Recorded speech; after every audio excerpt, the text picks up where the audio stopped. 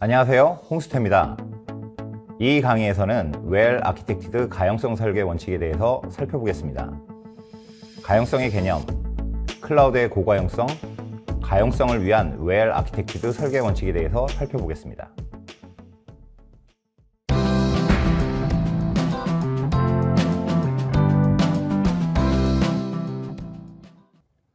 클라우드에서는 가용성이라는 말을 많이 쓰고 실제 아키텍처를 설계할 때 중요한 원칙으로 사용하기도 합니다.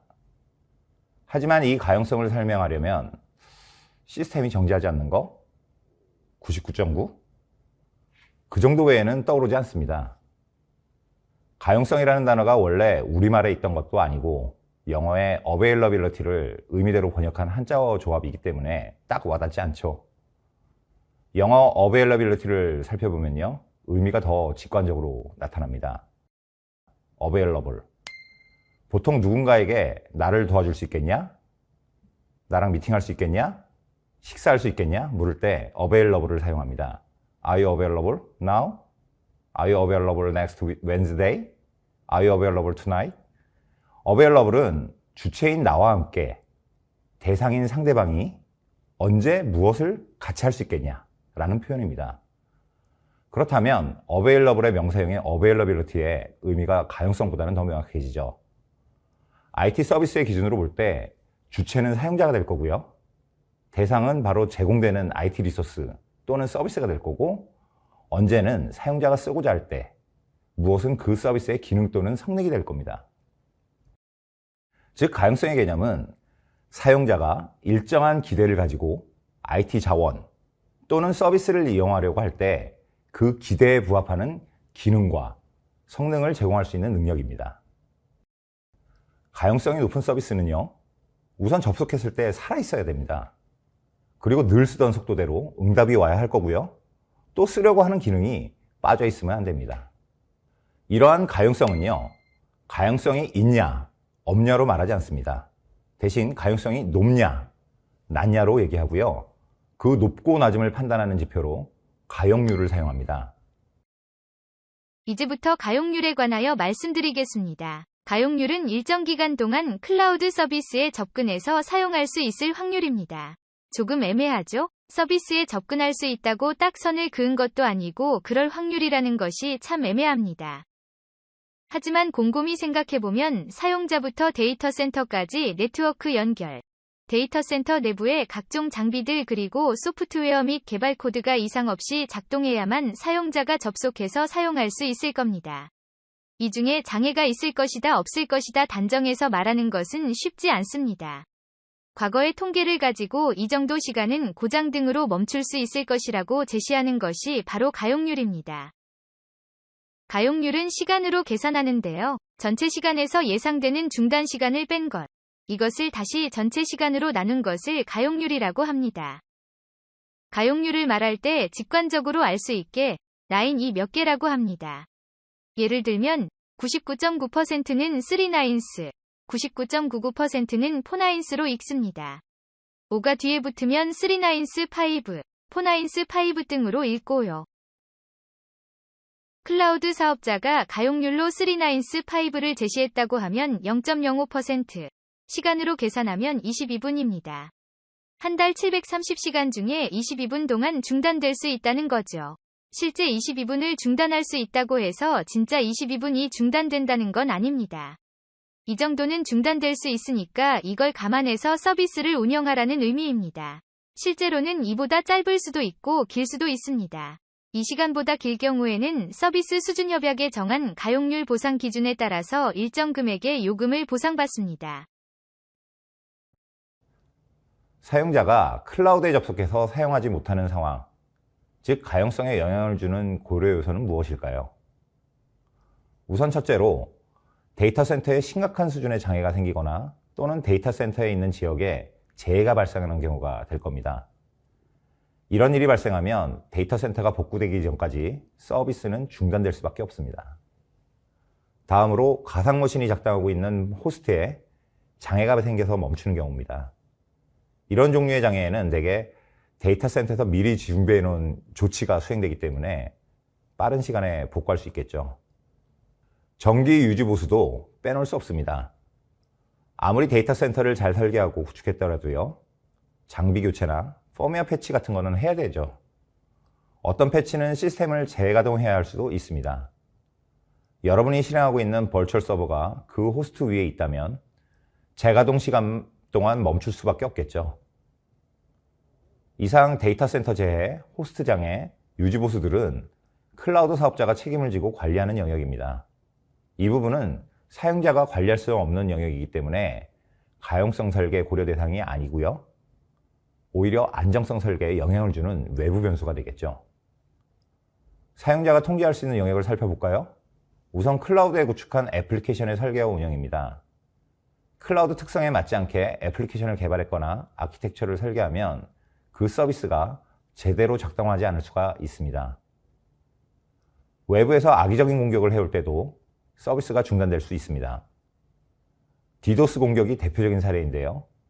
과도한 트래픽을 보내서 정상적인 사용자가 서비스를 이용 못하도록 합니다. 이것도 가용성에 영향을 줍니다. 클라우드의 특성 자체가 사용자와 떨어져 있다 보니 그 중간에 네트워크 연결도 서비스에 영향을 미치는 요소가 됩니다. 몇 년 전 있었던 통신구 화재로 그 지역 일대의 통신이 마비됐던 거 기억하시죠? 네트워크 연결도 중요한 클라우드의 요소가 됩니다. 마지막으로 사용자 요청이 갑자기 증가하는 경우입니다. 미처 준비도 못한 상태에서 사용자 요청이 늘어나면요, 서버는 요청을 소화하지 못하고 중지합니다. 몇 년 전인가요? 인기 K-POP 그룹의 동영상이 한 사이트에 공개됐었습니다. 엄청나게 사람들이 몰렸었죠. 그로 인해 서비스가 한동안 멈춰섰던 게 그런 예로 들어볼 수 있겠습니다. 앞에서 말씀드린 이 세 항목은 클라우드 사업자가 관리하는 영역이고요. 이 부분은 웰 아키텍티드 설계, 안정성 원칙에서 더 자세히 살펴보겠습니다. 뒤에 네 항목은 사용자가 관리할 수 있는 영역이고요. 사용자의 클라우드 아키텍처 설계를 통해서 보완할 수 있는 부분입니다. 이 강의에서는 이 네 항목에 관한 웰 아키텍티드 가용성 설계 원칙을 다뤄보겠습니다.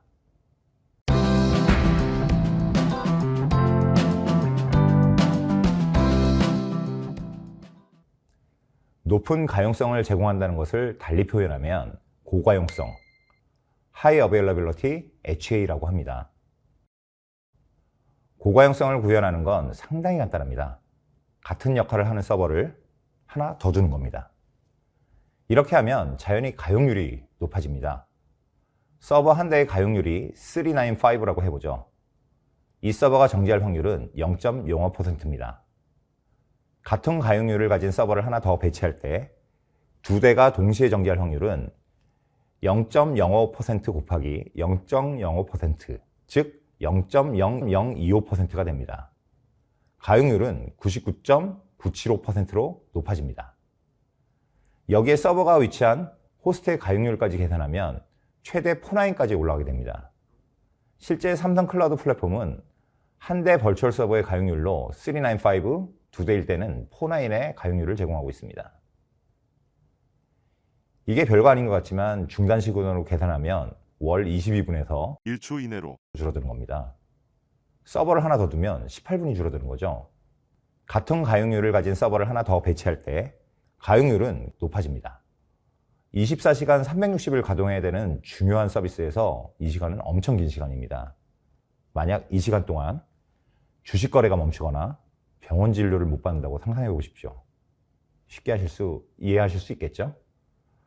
서버를 하나 더 놓는 것만으로 고가용성을 구현할 수 있다면 정말 좋겠지만 생각해야 할 것이 하나 더 있습니다. 서버가 두 개라면 사용자는 어느 서버를 찾아가야 될까요? 고가용성을 구현하기 위해서 사용자에게 서비스를 사용할 수 있는 단일 접점을 제공해 주는 거, 그 접점에서 요청을 두 서버에 분산해 주는 기능이 필요하게 됩니다. 바로 그러한 역할을 담당하는 것이 로드 밸런서입니다. 이렇게 사용자 요청을 두 서버에 고르게 분산한다고 끝나는 건 아닙니다. 사용자가 서버에 주문을 저장한다고 합시다. 그러면 어느 서버에 저장해야 될까요? 한 서버에 저장한다고 해보죠. 주문한 내용을 확인하러 다시 한번 방문했는데 다른 서버로 가게 되면요, 이 주문을 찾을 수가 없습니다. 다시 한번 가용성의 개념을 생각해보죠. 일정한 기대를 가지고 서비스를 이용하려고 할 때 그 기대에 부합하는 기능을 제공하는 것이라고 했습니다. 주문을 찾을 수가 없는데 가용성 개념의 전제 자체가 무너지는 거죠. 이를 해결하기 위한 방법은 두 서버가 동시에 데이터를 저장할 수 있는 공유 저장소를 배치하는 겁니다. 한 서버에서 주문을 저장했고 다른 서버에서 주문을 확인하더라도 저장된 주문을 이 공유 저장소에서 확인할 수 있습니다. 고가용성의 개념은 간단합니다. 같은 기능을 하나의 장비를 하나 더 배치해서 하나가 고장날 때 다른 하나가 기능을 대신하는 거죠. 하지만 고가용성을 구현하는 건 그 개념만큼 간단하진 않습니다. 사용자 요청을 처리하고 저장하는 데 필요한 그 외부의 다양한 기능과 설계의 노력이 필요합니다. 또한 클라우드에서는요, 이 고가용성이 장애에 대처한다는 것 이상의 기능을 하게 되는데요. 클라우드에서는 물리적 자원을 소프트웨어로 추상화합니다. 즉 사용자는 가상화된 서버, 네트워크, 스토리지를 소프트웨어로 다룰 수 있습니다. 이러면 고가용성을 구현하기 위해 물리적 서버를 구매해서 설치하는 절차가 필요 없게 되고요. 기존에 실행하고 있는 가상머신 이미지를요, 붕어빵 찍어내듯이 하나 더 복사해서 가상호스트에 올리기만 하면 됩니다. 물리적 환경에서는 시간도 많이 걸리고 복잡했던 것이 클라우드에서는 소프트웨어로 손쉽게 구현할 수 있게 되는데요. 장애 조치 말고도요, 가용성을 높이기 위한 다른 기능으로 활용할 수 있게 됩니다. 수평 확장이 바로 그건데요. 사용자 요청이 늘어나면 버추얼 서버도 더 찍어내는 거죠. 사용자 요청이 늘면 자연히 서버의 사용량이 올라가게 됩니다. 사용량이 한계까지 차면요, 서버는 가동을 멈추고 정지해버립니다. 사용자는 더 서버를 이용할 수 없게 되는 거죠. 이러면 가용성에 영향을 받습니다. 클라우드에서는 소프트웨어 작업으로 서버를 다루기 때문에 쉽고 빠르게 서버를 만들 수 있으니까 요청이 증가해도 걱정할 필요가 없습니다. 부하를 감당할 서버를 늘리면 되니까요. 스토리지도 마찬가지입니다. 용량이 부족하면 간단하게 용량을 늘리면 되겠죠.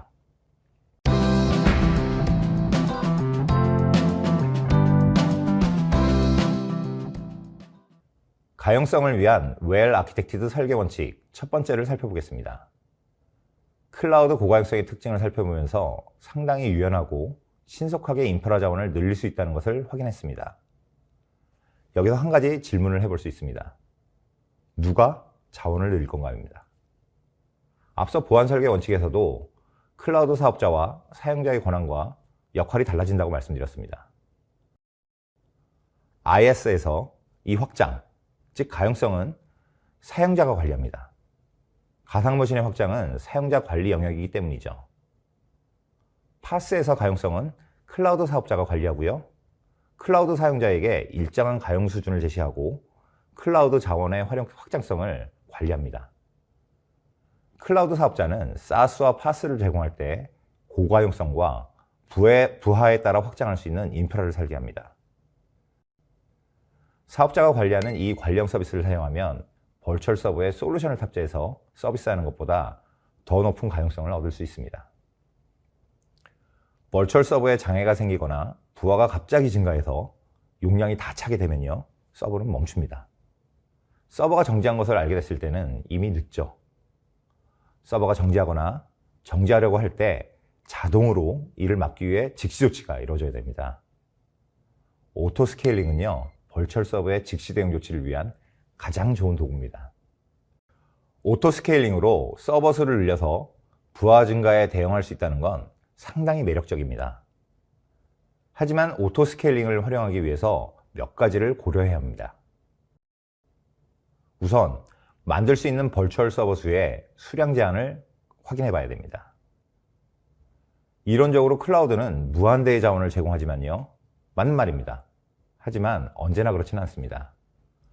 갑자기 수천 대, 수만 대의 버추얼 서버를 만든다고 한다면 이를 허용할 수 있는 데이터 센터는 그리 많지 않을 겁니다. 데이터 센터가 그걸 허용한다고 하더라도요, 사용자가 그렇게 만들도록 열어놓지는 않을 겁니다. 실수나 보안 사고가 아닌 정상적인 상황이라면 아무 예고도 없이 그렇게 많이 만들지는 않을 테니까요. 그래서 만들 수 있는 수량에 제한을 걸어두고 있습니다. 삼성 클라우드 플랫폼에서는 오토 스케일링으로 만들 수 있는 최대 서버 수를 10대로 제한하고 있습니다. 이 제한을 고려해서 확장 정책을 세워야 하고요. 만약 10대 이상이 필요한 부하를 처리해야 한다. 그럴 때는 서버 타입을 높은 사양으로 바꿔서 처리 용량을 늘립니다. 다음으로 고려해야 할 것은 장애를 고려해서 서버 수량을 정하는 겁니다. 예를 들어보죠. 2대의 서버를 가동하고 있는데 서버당 사용률이 50%면 한 대의 장애가 생겼을 때 어떤 일이 발생할까요? 다른 서버에 기존 서버의 부하가 몰려서 100%가 됩니다. 서버 부하가 100%라는 건요, 서버가 아무것도 못하고 멈추는 상태라는 겁니다. 오토 스케일링에서 목표 수량을 2로 정하면 되겠죠. 하지만 새 서버가 만들어지는 시간까지 서비스는 정지할 수밖에 없습니다. 50% 미만으로 서버 용량을 정하는 것도 방법이 될 수 있습니다. 가용성 면에서는 좋은 답이지만요, 비용 면에서는 그리 좋은 답은 아닙니다. 용량이 좀 작은 서버를 3대 가동하는 경우는 어떨까요? 조금 전 예를 든 부하를 기준으로 3대에 나눴을 때 한 60%가 정도가 되도록 작은 서버 타입을 한번 정해봤습니다. 만약 한 대의 장애가 발생하면 어떻게 될까요? 60%를 둘이 나눠 가지게 되겠죠. 그러면 60% 나누기 둘, 30%, 서버당 90%가 되었습니다. 적어도 죽지는 않는 거죠. 목표 수량을 3으로 정해서 한 대를 복구하는 동안에도 서비스는 정상적으로 가동합니다. 자원 사용률은 어떨까요? 2대 서버보다는 효율적입니다. 어쩌면 작은 서버 3대가 큰 서버 2대보다 더 비쌀지도 모릅니다. 하지만 오토 스케일링으로 서버 수가 늘어나면요, 큰 2대가 확장할 때보다 작은 서버 3대가 더 비용 효율적이면서 더 높은 가용성을 확보할 수 있습니다. 한 대일 때보다는 2대가, 2대일 때보다는 3대가 가용률이 높다는 건 앞서 말씀드렸습니다.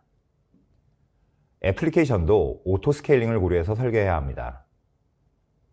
3계층 웹 애플리케이션 구조는 웹, 애플리케이션, 데이터베이스로 구성됩니다.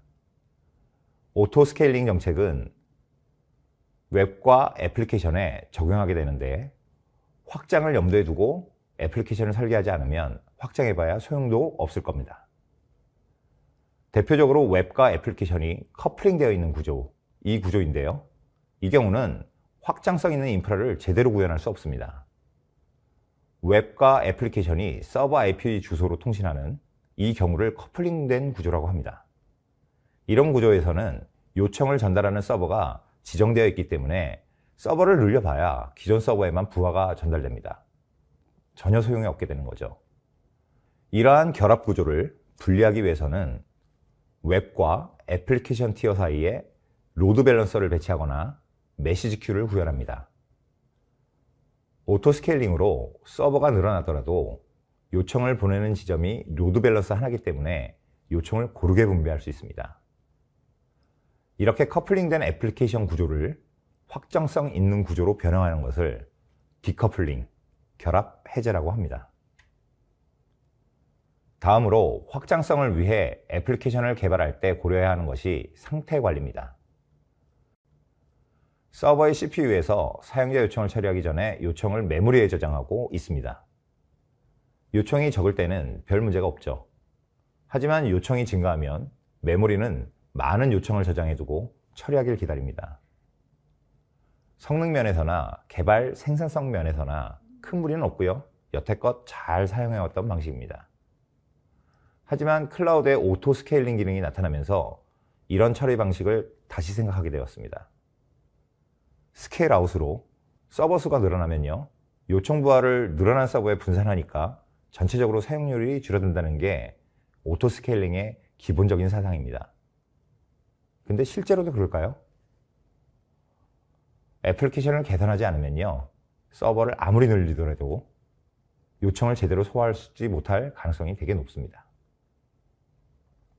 왜냐하면 기존 서버가 메모리에 요청 메시지를 많이 가지고 있기 때문입니다.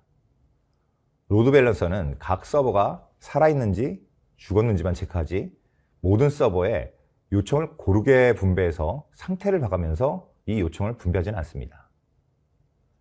이미 기존 서버의 메모리에 요청이 충분히 저장되어 있는 상황에서 또 다른 요청을 수신하게 되면요, 기존 서버는 용량이 차서 멈추게 됩니다. 서버 수가 늘었더라도 기존 서버는 불링이기 때문에 전체적으로 볼 때 부하 처리 용량은 확장 전과 비교해서 달라진 게 없습니다. 사용자 입장에서는요, 운 좋으면 애플리케이션 속도가 늦다고 불평하고, 운이 나쁘면 제출 버튼만 누르다 포기하는 그런 상황이 발생하게 되는 거죠. 이를 해결하기 위한 방법은 사용자 요청을 관리할 수 있는 상태 관리 데이터베이스를 구현하는 것입니다. 수신 요청 메시지를 메모리에 두지 말고요, 이 상태 관리 데이터베이스에 저장해 두면 CPU의 처리 여력이 생길 때 이 데이터베이스에서 꺼내서 처리하게 하는 겁니다. 이렇게 구현할 경우 기존 서버는 처리 용량을 일정 수준으로 유지할 수 있고요, 새로 만들어진 서버도 데이터베이스 요청을 꺼내서 처리하니까 전체 처리 용량이 신속하게 그리고 충분하게 활용할 수 있습니다. 메모리에 요청을 저장하지 않은 상태 비저장으로 애플리케이션을 구현해야 오토 스케일링이 제 기능을 발휘합니다. 상태 관리 데이터베이스는 NoSQL-DB를 주로 사용하는데 높은 처리 속도가 필요하다면 레디스 인메모리 데이터베이스를 사용하는 것도 좋은 선택입니다. 클라우드 네이티브 서비스는 소프트웨어 기반 가상 인프라를 이용해서 신속하고 유연하게 구축 및 확장할 수 있는 서비스를 말합니다.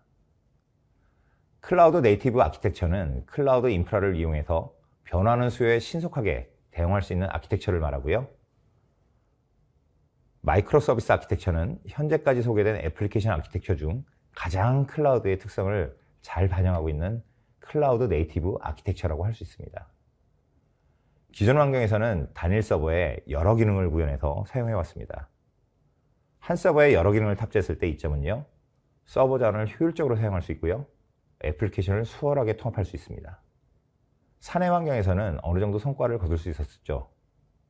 일반 소비자를 대상으로 하는 퍼블릭 서비스에서는요, 이런 구조가 상당히 부담이 되고 있습니다. 한 서버에 장애가 발생하면 여러 기능들이 한꺼번에 정지할 수밖에 없게 되고요, 서비스 사용자가 늘어나면서 어느 한 곳에 병목이 발생할 수 있습니다. 결국은 전체 서비스가 느려지겠죠. 클라우드는 이러한 현상을 개선하기 위한 많은 기술적 도구를 제공했습니다. 서버를 소프트웨어 자원으로 구현할 수 있게 되어서 신속하게 자원을 늘리거나 줄일 수 있게 됐고요, 자동화 도구를 통해서 수요에 유연하게 대응할 수 있게 됐습니다. 마이크로 서비스는 개별 서버의 장애나 병목이 전체 서비스의 장애나 속도 저하로 이어지지 않도록 하기 때문에 가용성을 높일 수 있는 방안으로 고려해 볼 수 있습니다. 왼쪽은 전통적인 웹, 애플리케이션, 데이터베이스의 3티어 아키텍처입니다. 여러 서비스가 물리적으로 또는 논리적으로 하나의 영역 안에 존재합니다. 이런 구조를 마이크로 서비스와 비교해서 모놀리식 구조라고 합니다. 모놀리식 구조는요, 개발이 용이합니다. 각 서비스가 한 영역 안에 있기 때문에 데이터 교환을 위한 통신에 신경 쓰지 않아도 됩니다. 쉽게 비유하면 그 기능이 한 방에 모여있기 때문에 그냥 그거 줘, 여기 있어 하면 됩니다. 데이터베이스도 마찬가지입니다. 한 데이터베이스 안에 여러 데이터베이스가 옹기종기 모여 있어서 데이터베이스 쿼리가 간단해집니다. 반면 한 서비스가 정지하면요, 전체 서비스가 멈출 가능성이 높습니다. 예를 들면 한정 프로모션이 시작돼서요, 요청이 몰리게 되면 애플리케이션의 프로모션과 프로모션 DB의 부하가 증가하게 됩니다. 부하를 감당 못해서 프로모션 기능이 멈추면 전체 서비스가 같이 멈추게 되겠죠. 프로모션에는 관심이 없고 다른 상품을 구매하러 온 고객들도 이 서비스를 이용 못하게 됩니다. 마이크로 서비스 아키텍처는 각 서비스를 독립적으로 구현합니다. 각 서비스를 쉽게 확장할 수 있는 컨테이너로 배포하고요, 데이터베이스도 서비스별로 분리합니다. 프론트엔드와 서비스, 서비스와 서비스는 API 통신을 통해 요청을 전달합니다. 모놀리식 구조에 비해 서비스를 독립적으로 구현하기 때문에요. 서비스 간 API 통신을 구현해야 되는 부담은 늘었지만 서비스가 분리되어 있기 때문에 한 서비스가 정지하더라도 다른 서비스에 영향을 주지는 않습니다. 개별 서비스가 전체 서비스의 가용성에 영향을 미칠 가능성은 훨씬 낮아지게 되는 거죠. 아키텍처상으로 가용성이 증가합니다. 서버리스 서비스는 클라우드의 가용성을 높이는 데 중요한 역할을 합니다. 삼성 클라우드 플랫폼은 클라우드 인프라 영역의 가용성을 높이기 위한 다양한 기능을 구현하고 있고, 이는 사용자가 버추얼 서버에서 구현하는 솔루션보다 가용성을 더 확보할 수 있게 됩니다. 오브젝트 스토리지는 이러한 점에서 서버리스 컴퓨팅에 최적화된 서비스입니다. 스토리지의 컴퓨팅이 웬 말이냐 하시겠지만요. 오브젝트 스토리지의 기능 및 구조를 살펴보면 그렇게만 볼 게 아닙니다. 우리가 보통 스토리지 사양을 검토할 때 SAN이냐, NAS냐, SSD냐, HDD냐, 몇 테라의 디스크로 몇 개를 구성할 거냐, 유저블 용량은 얼마냐 이렇게 얘기합니다. 하지만 오브젝트 스토리지는요, 전통적인 개념으로 이해할 수 없습니다. REST API로 접근하고요, 디스크를 몇 개로 할지, 레이드를 구성할지 말지 알 필요가 없습니다. 돈만 내면 용량은 무한대 확장 가능합니다. 개념이 완전히 다른 거죠. 어떻게 보면 이 오브젝트 스토리지는 데이터 저장 기능을 제공하기 때문에 스토리지로 분류됐을 뿐이지 하는 역할은 API로 데이터를 제공하는 웹서버입니다. 앞서 말씀드린 유명한 K-POP 스타 예로 말씀드려 보겠습니다. 이 K-POP 스타의 홍보 페이지가 있다고 해보죠. 이 웹서버에는 스타들의 프로필 소개와 다양한 사진, 뮤직비디오가 포함되어 있고 사용자가 댓글을 달 수 있는 기능이 있습니다. 전통적인 접근에서는 이 웹서버에 HTML 파일을 올리고 서버에 SAN이나 NAS로 연결해서 미디어 파일을 올렸습니다. 사용자가 미디어 파일을 요청하면 웹서버가 스토리지에서 파일을 꺼내서요, 전송합니다. 전송 요청이 끝나면 웹서버는 미디어 파일 전송에 많은 자원을 할당할 수밖에 없습니다. 이 웹서버를 API 게이트웨이와 서버리스 펑션, 오브젝트 스토리지로 대체하면 서버의 가용성 부담이 확 줍니다. API 게이트웨이에서 HTML, 사진, 콘텐츠 등 정적 콘텐츠에 접근하는 요청과 댓글 등 동적 콘텐츠에 접근하는 사용자 요청을 분기합니다. 정적 콘텐츠를 오브젝트 스토리지에, 동적 콘텐츠는 서버리스 펑션의 기능을 사용해서 데이터베이스에 읽고 씁니다. 이럴 경우 사용자가 서버 용량을 고민하고 확장성을 설계해야 하는 부담이 없어집니다. 서버리스 컴퓨팅의 가장 큰 장점이죠. DevOps까지 갈 필요 없고요, 아예 NoOps가 됩니다. 사용한 관리형 서비스들은 삼성 클라우드 플랫폼에서 관리하고 책임지니까요, 가용성이 높습니다. 오토스케일링을 통해 서버의 가용성을 관리하는 것도 좋은 설계 방안이지만 구현하는 서비스에 적합하다면 서버를 사용하지 않고 서버리스 아키텍처를 구현하는 것도 가용성을 위해 훌륭한 선택이고요, 관리 부담과 비용을 줄이는 효과는 덤으로 받을 수 있습니다. 지금까지 클라우드 가용성을 검토했습니다. 이번에는 하이브리드 클라우드 설계를 통해 온프레미스 가용성을 높이는 방안을 검토해 보겠습니다.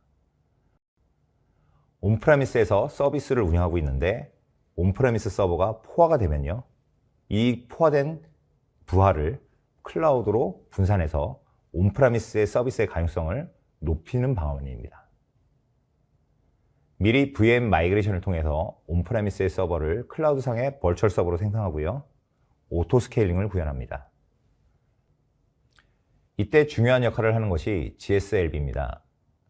GSLB는 레이시오 알고리즘으로 설정해서요, 평소에는 온프레미스에 100%로 모든 요청이 가게 하다가 온프레미스의 사용률이 미리 정해놓은 임계치를 넘으면 사용률이 임계치 이하로 내려올 때까지 GSLB의 가중치를 조정해서 요청을 클라우드로 보냅니다.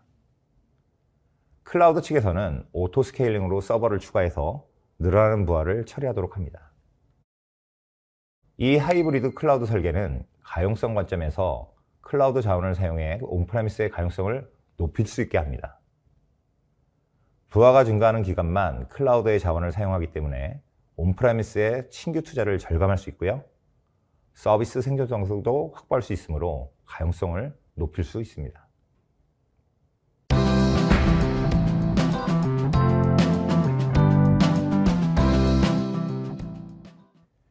이 강의에서는 웰 아키텍트드 가용성 설계 원칙을 살펴봤습니다. 자원을 중복으로 배치해서 클라우드 고가용성을 구현할 수 있습니다. 가용성을 위한 웰 아키텍트 설계 원칙으로 다음 원칙을 살펴봤습니다. 관련 서비스를 사용하면 가용성을 높일 수 있습니다. 오토 스케일링을 사용해서 유연하게 클라우드 자원을 확장합니다. 마이크로 서비스, 서버리스 아키텍처 구현을 통해서 가용성을 높일 수 있습니다. 온프레미스에서 클라우드로 확장을 구현해서 온프레미스의 가용성을 높일 수도 있습니다. 이상으로 웰 아키텍트드 가용성 설계 원칙 강의를 마치도록 하겠습니다. 시간이든 열정이든 30%는 남겨둬야 내 삶의 주인공이 나라는 걸 알 수 있게 되겠죠? 감사합니다.